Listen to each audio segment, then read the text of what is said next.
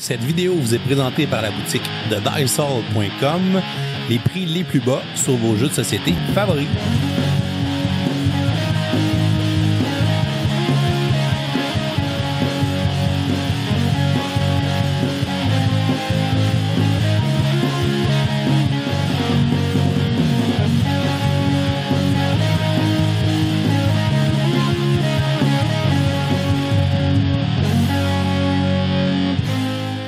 Vous incarnez un grand ancien sanguinaire et combattez votre adversaire afin d'avoir l'honneur de détruire le monde. Et oui, il s'agit du jeu de 2 joueurs de Sandy Petersons de Petersons Games, Cthulhu Wars Duel. Cthulhu Wars Duel, c'est la version duel du jeu de plateau Cthulhu Wars. Et dans cette version-là, vous incarnez soit le grand Cthulhu et son culte, ou encore la chèvre noire. Faut prendre note qu'il va y avoir des versions du jeu dans un futur proche qui vont sortir pour chacun des personnages présents dans le jeu de plateau.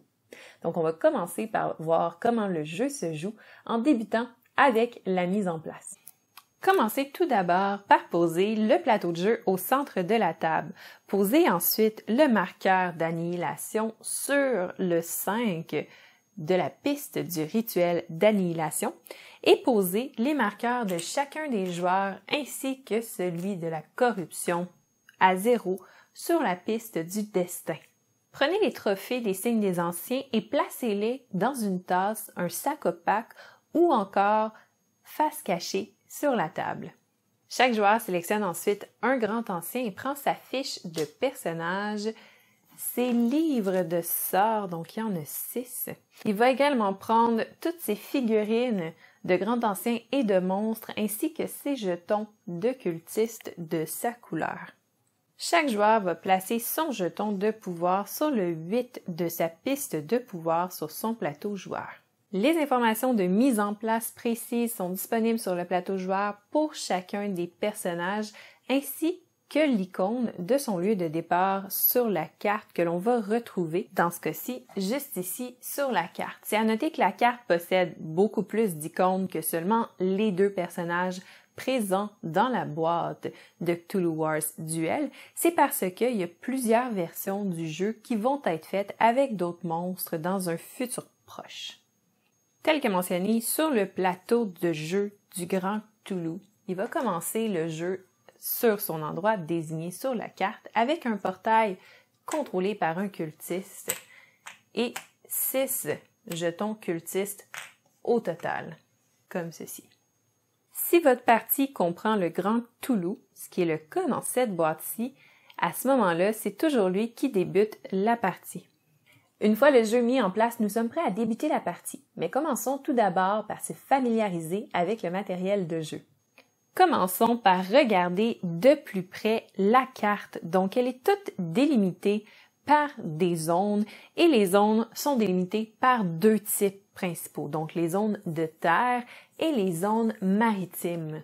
Ce qui n'a pas grandes influences dans le jeu étant donné que les monstres peuvent se déplacer librement d'un endroit à l'autre. Par contre, ça peut être mentionné sur certaines cartes qu'il faut absolument que ça soit dans un lieu maritime ou un lieu terrestre. Regardons de plus près maintenant les unités. Donc, chaque faction va comporter certaines unités, donc des cultistes, des monstres et un grand ancien, vont tout être différents pour chacune des factions. C'est à noter que le nombre de figurines que vous possédez ou de jetons est un facteur limitant dans ce jeu-là. Ce qui veut dire que si jamais vous n'en avez plus en main, vous ne pouvez plus en jouer dans le jeu.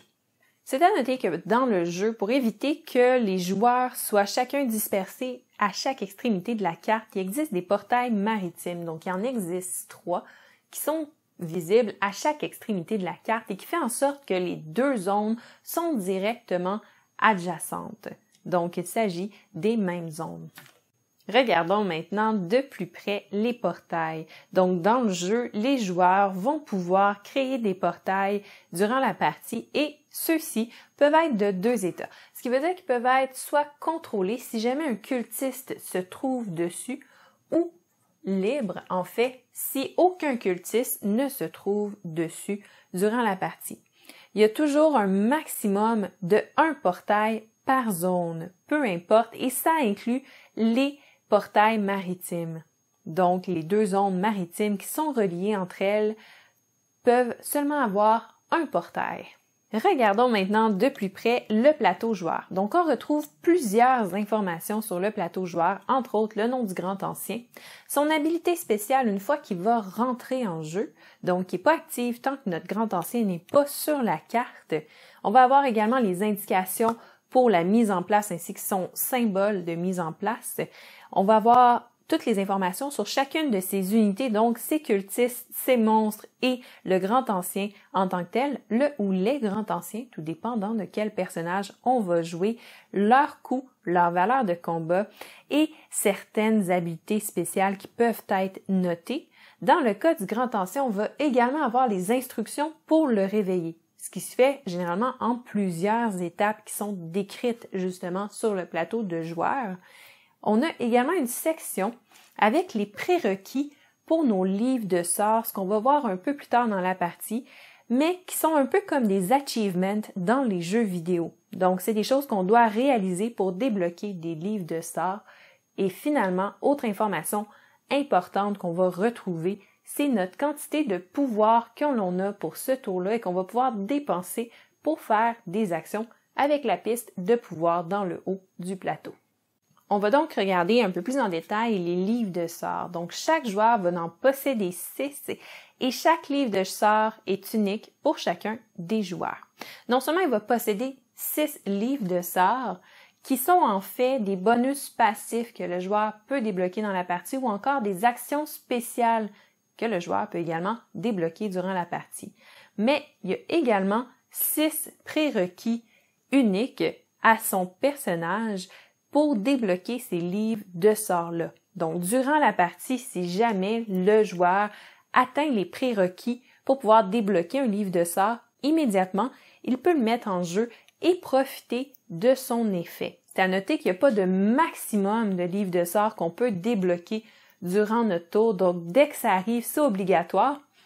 Et ce qui est intéressant aussi, c'est qu'il n'y a pas d'ordre particulier dans lequel on doit débloquer les livres de sorts. C'est-à-dire que dès que vous remplissez les prérequis pour pouvoir en débloquer un, vous choisissez parmi vos 6 cartes lequel vous allez installer sur votre plateau joueur.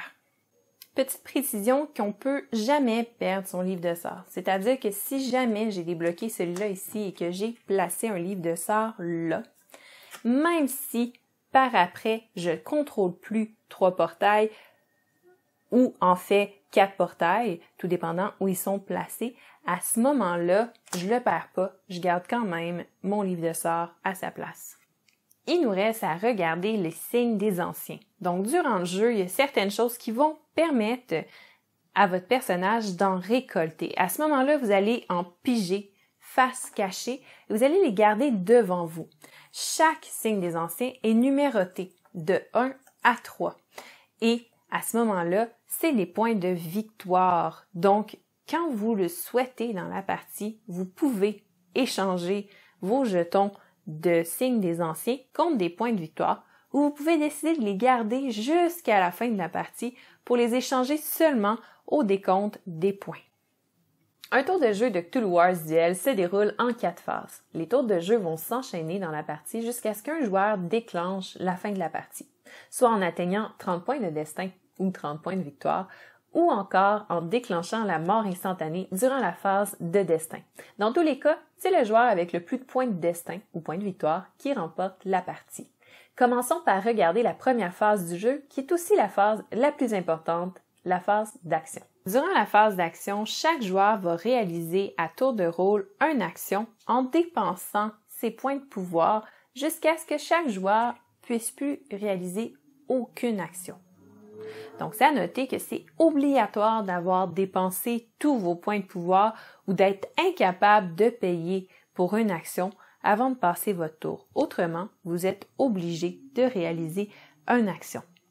Donc, il existe 3 types d'actions que vous pouvez réaliser. Il y a tout d'abord les actions communes. Donc, il y en a 7 et chacune va vous coûter des points de pouvoir. Il y a également les actions illimitées, que celles-ci, vous pouvez les utiliser n'importe quand durant votre tour, autant de fois que vous le désirez et sont gratuites. Et finalement, vous avez vos actions de prérequis de livres de sort qui sont généralement gratuites, à part quand c'est mentionné le contraire sur le prérequis lui-même.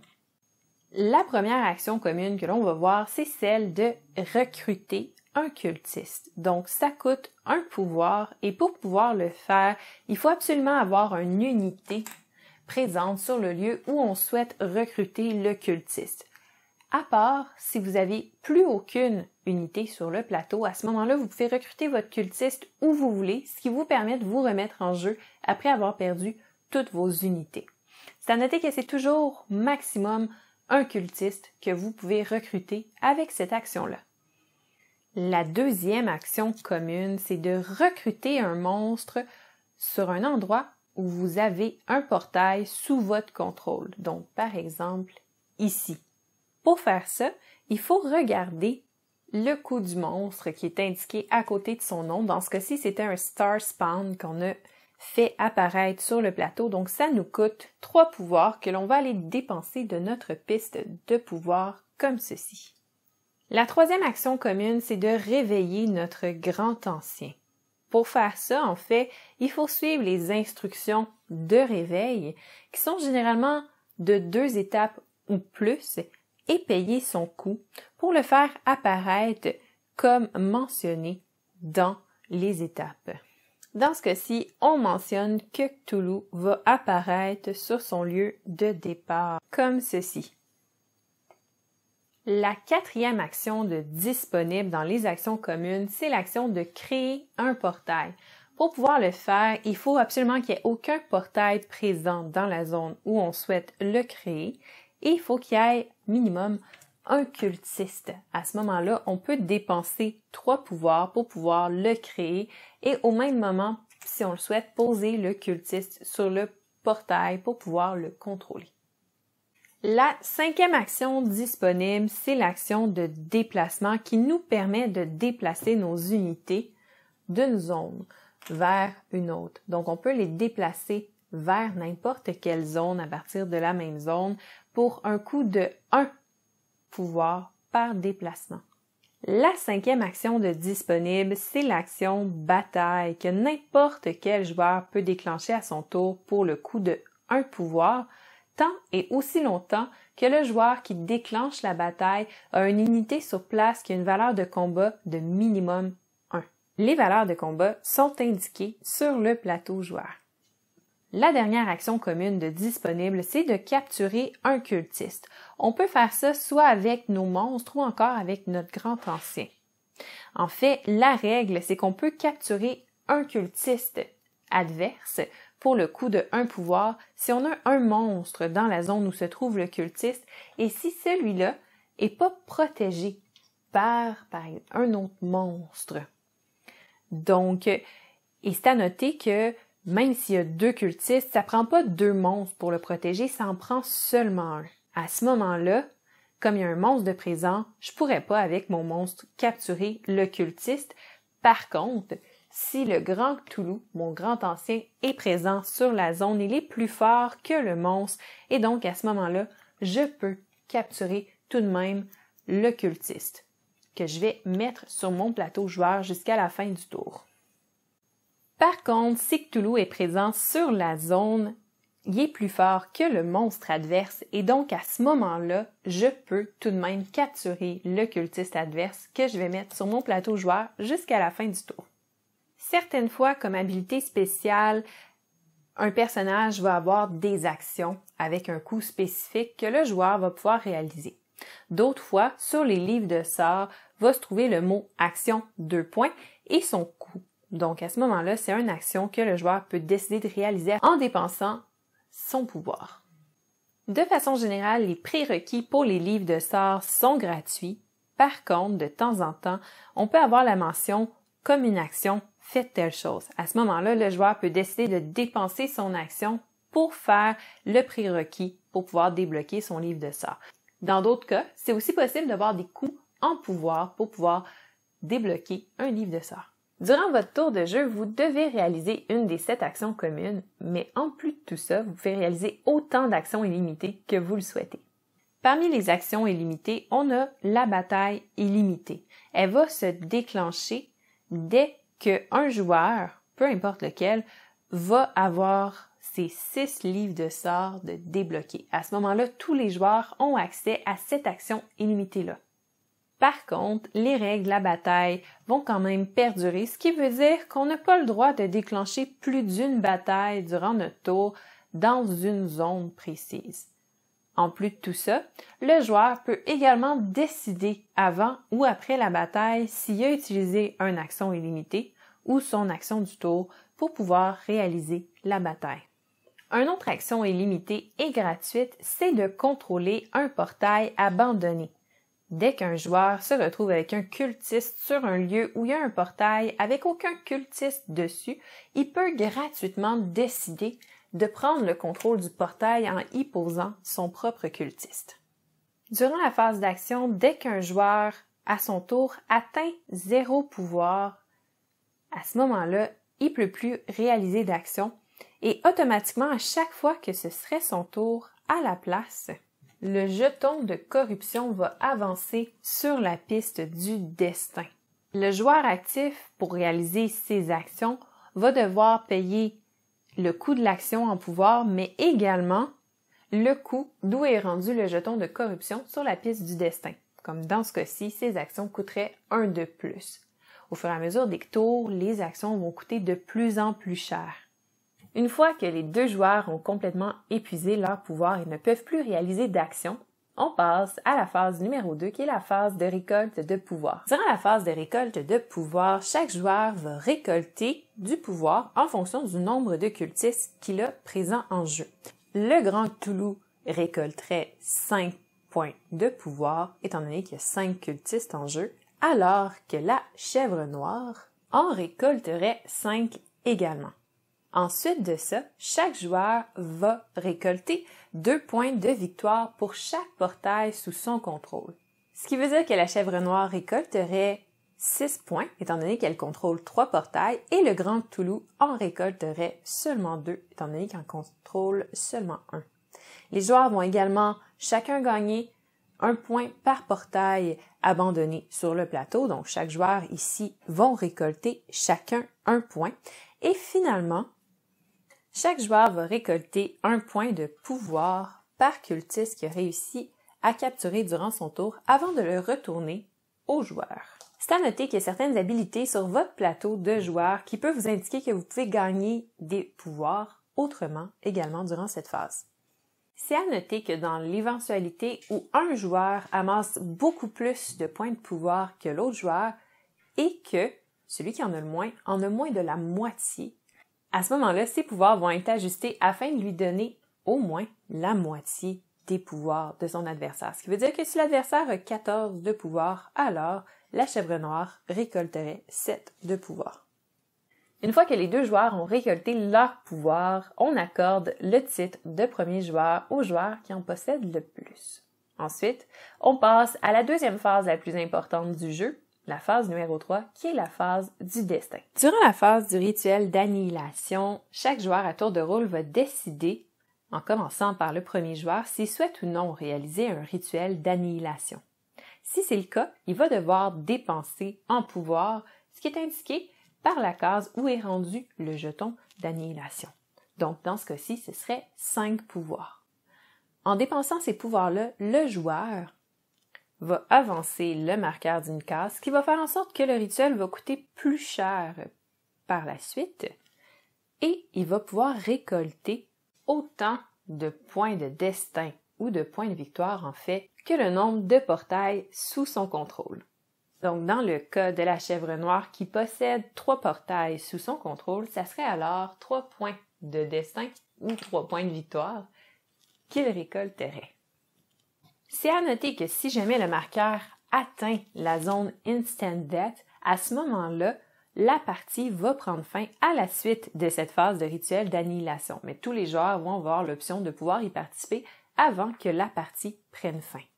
Durant cette phase-là, il y a plusieurs de vos habilités de personnages qui peuvent être déclenchées. Donc, c'est important de bien lire votre plateau joueur ainsi que vos cartes de sorts afin de vous assurer de ne pas en oublier. Maintenant que l'on a vu les 4 phases de jeu, il ne nous reste plus qu'à voir comment se déroulent les batailles dans le jeu. Première étape, c'est de vérifier si vous avez des effets pré-bataille sur votre plateau joueur, donc avec vos livres de sorts. Si c'est le cas, c'est à ce moment-ci que vous pouvez les appliquer. Et c'est possible, avec ces effets-là, certaines fois, de tuer les opposants avant même d'avoir débuté la bataille. Ensuite, chaque joueur va calculer leur valeur de combat en tenant compte de toutes les unités qui sont impliquées dans le combat. Donc, si on prend le Grand Cthulhu, pour exemple, il a présentement en jeu 2 Deep One qui ont une valeur de combat de 1, ainsi qu'un Star Spawn qui a une valeur de combat de 3. Donc, ça amènerait la valeur de combat totale du Grand Cthulhu à 5, ce qui va être le nombre de dés qu'il va pouvoir lancer pour ce combat-là. Chaque joueur va ensuite lancer ses dés après avoir calculé sa valeur de combat. Chaque 6 va égaler une mort instantanée, alors que les 4 et 5 équivaut à des blessures et en bas de ça, en fait, le joueur ne touche pas. Certains de vos livres de sorts vont pouvoir avoir la mention post-battle, ce qui veut dire que ça se déroule après la bataille. Donc, c'est à ce moment-là que vous feriez appel à ces effets-là si vous le souhaitez. Ensuite, on va assigner les dégâts. Donc, ça va être simultanément pour les 2 joueurs et, en fait, le joueur va décider lui-même quelle unité il souhaite supprimer ou blesser du plateau. On commence par attribuer les morts. Donc, le joueur vert ou le Grand Cthulhu a lancé un 6, donc le joueur rouge ou la chèvre noire décide quelle unité il souhaite détruire. Donc, il va détruire un cultiste. Ensuite, on sait que le Grand Cthulhu a également lancé un 4 et un 5 qui sont tous les deux des blessures. Une fois qu'on a appliqué pour les 2 joueurs les morts, on va appliquer les blessures. Et ce que ça signifie, en fait, c'est que pour chaque blessure, on va déplacer une unité sur une zone adjacente qui ne contient pas d'adversaire. Donc, ça peut être sur 2 zones adjacentes différentes s'il y a 2 blessures, par exemple, dans ce cas-ci, tant qu'il n'y a pas d'adversaire. Dans les cas très improbables où il n'y aurait aucune zone où le joueur peut retirer ses unités parce qu'il y a des adversaires dans chacune des zones adjacentes, alors le joueur va choisir une des 2 unités à retirer du jeu, donc à tuer, et l'attribution des blessures va s'arrêter là. Pour chaque unité que le joueur va avoir réussi à détruire, il va gagner autant de points de destin ou de points de victoire, en fait, que la valeur ou le coût de l'unité. Dans le cas où il y a des unités qui ont un coût qui est variable, alors à ce moment-là, il va gagner la moyenne entre les 2. Une fois qu'un joueur atteint 30 points de destin ou points de victoire en ayant tué des unités, en ayant fait des rituels d'annihilation ou encore en ayant révélé des signes des anciens, la partie prend fin. La partie peut également prendre fin lorsqu'un joueur déclenche la mort instantanée durant la phase de destin. Dans tous les cas, on décompte les points après avoir calculé tous les signes des anciens qui n'avaient pas été révélés et le joueur qui possède le plus de points de destin remporte la partie. Et voilà, c'est comme ça qu'on joue à Cthulhu Wars Duel. Voyons voir maintenant qu'est-ce que j'en ai pensé. Pour débuter tout bon review, dans le fond, on commence par regarder qu'est-ce que j'ai pensé en ouvrant la boîte. Donc la boîte, elle est très belle, d'une belle qualité, un beau fini. Il y a même des finis lustrés là, sur le contour de la boîte comme ça. C'est très très joli, ça fait beaucoup penser en fait à la boîte du jeu Cthulhu Wars. Donc elle est très très petite. Ce qui est parfait parce qu'en fait, elle n'a pas besoin d'être plus grosse que ça puisque le matériel à l'intérieur, en fait, on a enlevé les figurines, donc on a enlevé ce qui prenait le plus de place. Et à l'intérieur, il n'y a pas d'insert, c'est vraiment un petit insert très très basique avec une séparation qui ne sert pas à grand chose et des ziplocs. Mais je pense que c'est pas trop important considérant le prix du jeu. Parce que pour moins d'une quarantaine de dollars, vous pouvez jouer à Cthulhu Wars, alors que le jeu de base Cthulhu Wars avec les figurines coûte autour de 250 $. Donc on n'est vraiment pas dans la même gamme de prix et ça rend le jeu plus accessible pour plus de gens. Ensuite de ça, quand on regarde la qualité du matériel, tout est très beau, le plateau est très beau, une belle épaisseur, un beau fini, j'ai pas peur qu'il s'abîme avec le temps. Les tokens également ont une belle épaisseur, un beau fini, ils sont dépunch rapidement, facilement. Bon, on a des petits dés bien normal, noirs, mais ça fait amplement le travail. Je pense pas qu'on a besoin de plus que ça. Les cartes sont d'une belle qualité. Je pense pas que pour les 6 cartes par faction, on ait besoin de les sliver, mais si vous êtes un fan fini du jeu, vous pouvez le faire. Mais ils ont un très très beau fini illustré, UV, donc belle qualité. Le plateau joueur, également une belle qualité. C'est un carton lustré très épais, avec plein d'informations également intéressantes à son dos. Puis les standees, ben c'est des standees, mais ça fait bien le travail. Donc, on a des gros standees pour les grands anciens, puis on en a des plus petits pour représenter les monstres, et on a des tokens pour représenter les cultistes, qui est différent du jeu, en fait, Cthulhu Wars, étant donné que tout est des figurines dans Cthulhu Wars. Mais le prix diffère aussi. À côté qualité du matériel, pour le coup, tout est parfait. J'ai vraiment rien à redire là-dessus. Donc, on va passer au gameplay du jeu. Donc, le jeu se joue comme Cthulhu Wars, c'est assez impressionnant, les ressemblances. Ils ont fait quelques petits changements dans les règles pour faire en sorte que le jeu se joue mieux à deux. Parce que Cthulhu Wars se joue tout de même à deux, mais là, ils ont vraiment modifié les règles pour que ça soit le plus fluide possible. Donc, entre autres, il y a quelques petites choses qui vont changer. Les rituels d'annihilation n'ont pas les mêmes coups.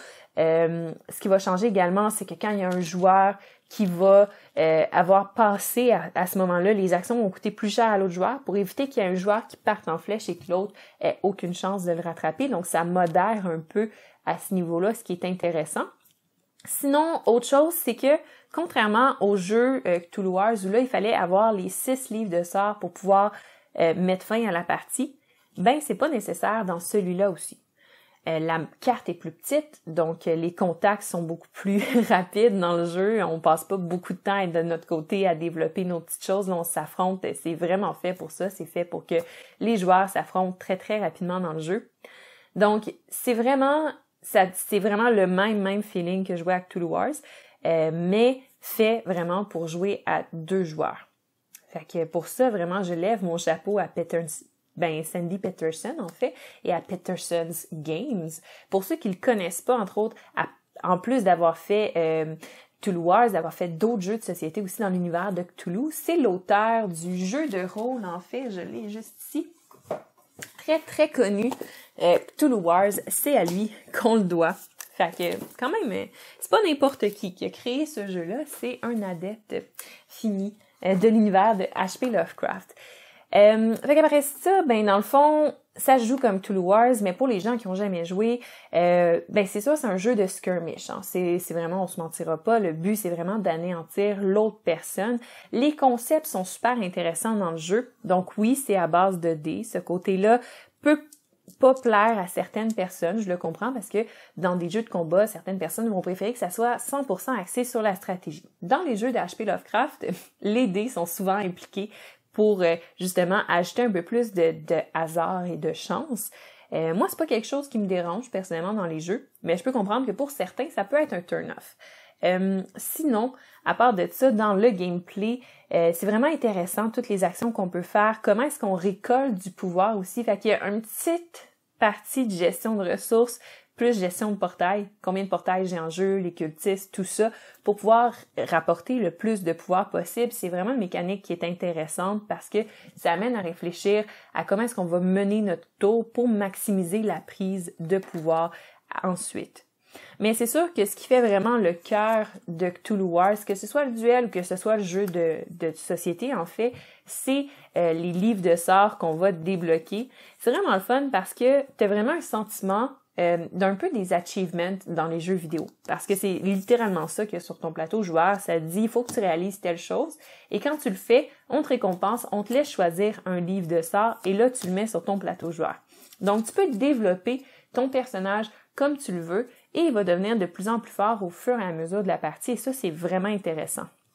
Sinon, côté asymétrie des joueurs, sont super asymétriques, les monstres sont pas les mêmes, ils ont pas les mêmes habilités, les grands anciens non plus, ils se réveillent pas de la même façon, les habilités sont différentes, dans le fond, les prérequis pour débloquer les livres de sorts sont complètement différents d'un joueur à l'autre, les livres de sorts également, donc la partie va totalement être différente selon quel grand ancien vous allez incarner, et ça aussi c'est vraiment le fun. Peut-être un petit side note que j'aurais rajouté ici, je pense que j'aurais bien aimé qu'il y ait plus de possibilités dans les livres de sort, mais ça, c'est autant dans Cthulhu Wars que dans Cthulhu Wars Duel.